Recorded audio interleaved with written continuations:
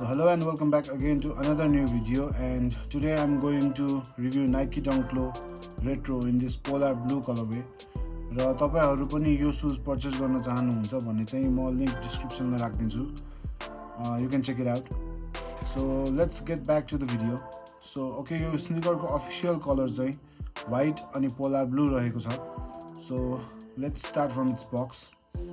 Box चाहिँ यसको normal dunk लोकै बक्स पाउँछौँ हामीले, र बक्समा चाहिँ रेडमा व्हाइटले नाइकीको ब्रान्डिङ दिएको छ, र यतापट्टि चाहिँ साइजिङको ट्याग देख्न सक्छौँ.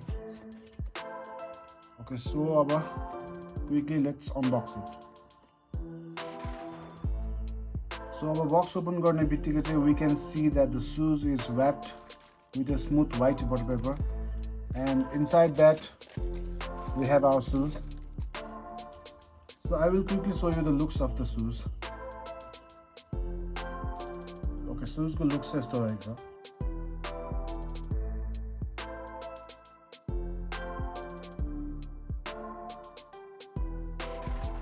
And here is another one.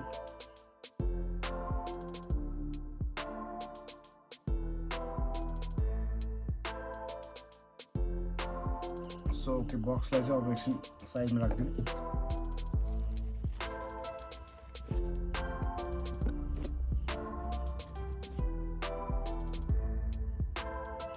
So now let's talk about the shoes, यसको materials and build quality को. So let's get started from its toe box. So toe box मा चाहिँ यसमा smooth white color को leather दिएको छ, र यो लेदर चाहिँ नर्मली बाकीहरु typical dual tone colour blocking भएको डङ्क लोहरु जस्तै कि पान्डा और टीम रेड और कोड पर्पलहरुमै आउने खालको लेदर दिएको छ. र यो लेदर चाहिँ स्निकरको साइड प्यानल र ब्याकको अप्पर हिल्समा पनि दिएको छ, र फ्रन्ट टो क्यापको सराउन्डिङ्समा चाहिँ हामीले यो सेम व्हाइट लेदर जस्तै नै क्वालिटीको यो पोलर ब्लू कलरको लेदर देख्न सक्छौं. र because it's a dual tone coloured shoes, यसमा चाहिँ यही दुईवटा कलर मात्र युज गरिएको छ, र यही ब्लू लेदर चाहिँ स्निकरको आइलिट एरियाहरुमा पनि दिएको छ, र शूजमा पनि सेम ब्लू लेदर नै दिएको छ, र फाइनली एट ब्याक हिल्सको सराउन्डिङ्समा पनि सेम ब्लू लेदर नै युज गरिएको छ. लेसेस चाहिँ यसमा white colour flat style laces दिएको छ, र लेसको टिपमा चाहिँ यही पोलर ब्लू कलर नै देख्न सक्छौं. र टङमा चाहिँ यसमा नर्मल व्हाइट कलरको नाइलोन टङ दिएको छ, र टङको टपमा चाहिँ ब्लूमा व्हाइट कलर नाइकीको ब्रान्डिङ देख्न सक्छौं.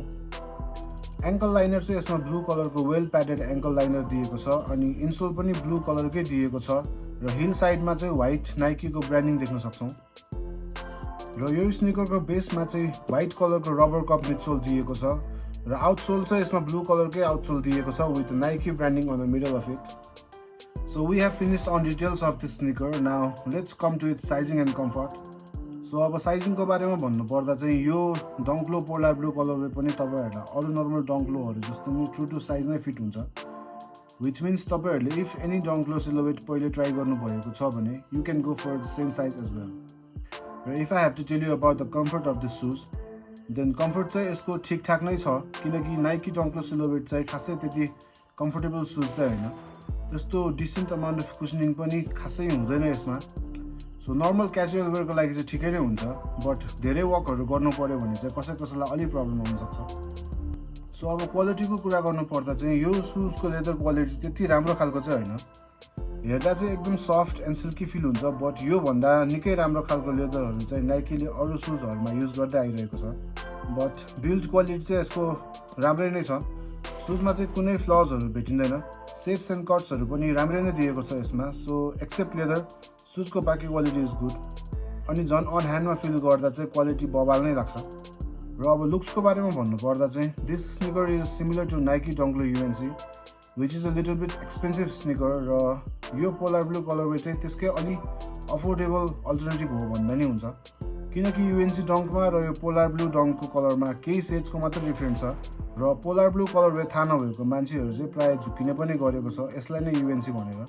So majority of the people is a huge fan of UNC dunk, so this could be the best option for all of them. So that's all about this sneaker, and now I'm eager to put this on my feet to show you guys how it looks.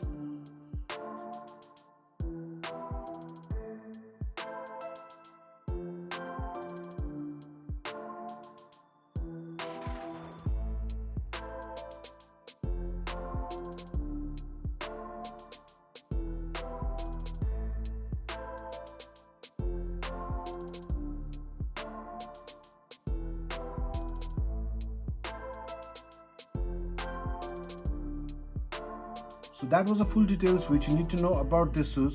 र यस्तै अरू पनि स्निकरको review video म तपाईहरुको लागि लिएर आउने नै छु। र इफ तपाईहरुलाई पनि स्निकर रिलेटेड भिडियोहरु हेर्न मन छ भने चाहिँ प्लिज सब्स्क्राइब द च्यानल। र if you found this video informative, then please do like and share as well. So I will see you guys on my next video. Till then, stay tuned and thanks for watching.